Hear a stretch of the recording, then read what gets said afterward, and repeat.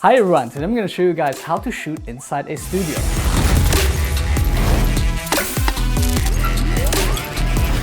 So today our project is kind of a tutorial project about this gimbal, and to make sure that we can shoot with a high efficiency, we want to show you guys which tricks and workflow we go through.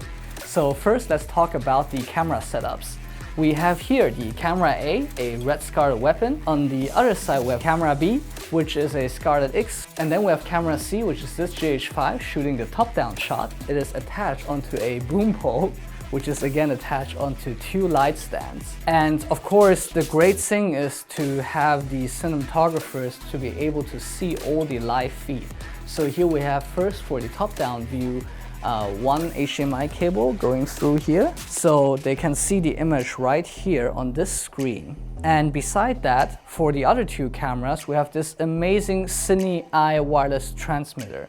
This wireless image transmitter works directly in a way that you can see your live feed on a phone with an app, and it works very well for like small and medium-sized projects.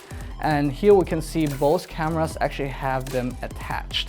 And so you can then see the live feed as a cinematographer here, what you're shooting on all the cameras in one area, which is very helpful. So here we have the Sigma 14-24 lens, which is really great to get these A-cam straight on wide shots. Here on this side for the close-ups, we have the Sigma 50-100 lens. These Sigma Art series lenses are quality-wise really good and very recommendable. Then on this side, for the GH5, we have the Panasonic 12-35 lens, because we want to make sure that it uses the original lens so the autofocus kind of works decent. And of course, it's also cool to have all your cards and batteries right next to you.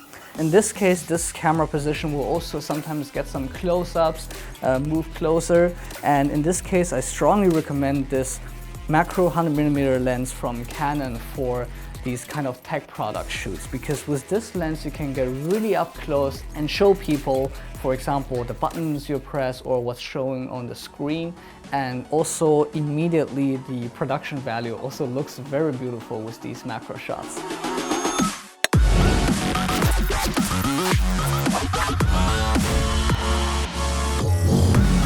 Just as important as audio, sound is also important. So here we have a Tascam audio recorder, which is using the Sennheiser wireless lav mic, the G3, to record my voice while I'm doing the tutorial.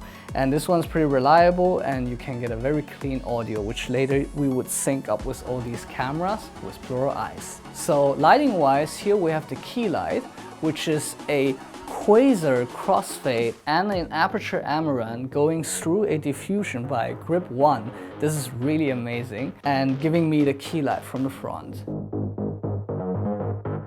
And to make sure that I'm a little bit better separated from the background, we have this backlight from Brightcast, a LED panel that will give me the backlight here.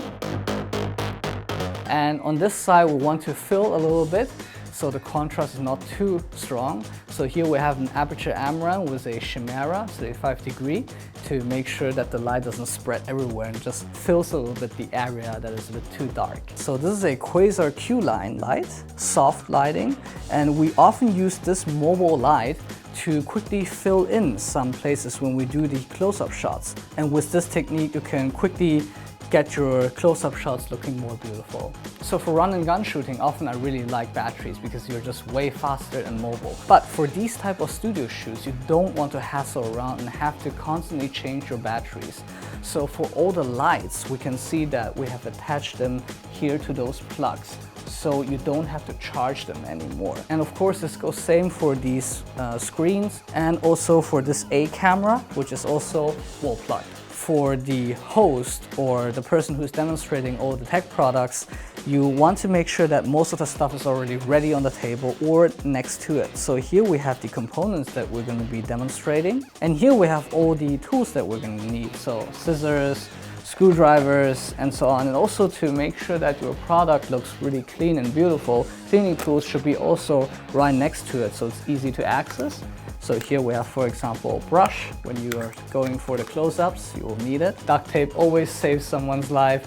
So here we can see that we have used a lot of duct tape to make sure the cable management is good and doesn't fall off from time to time. Then cool thing is we have here a computer right away. So sometimes we can also quickly insert the cards and have a quick check if all the settings are okay. And also the shot list, so you can make sure you don't miss any of the points. Okay, that's basically it, all about the studio shoot. And if you actually own a Dreaming Crane 2S, I do strongly recommend to check out the official tutorials. It will help you. And if you have any questions, then feel free to leave them down in the comments below and consider subscribing. Up to the next one. 再见.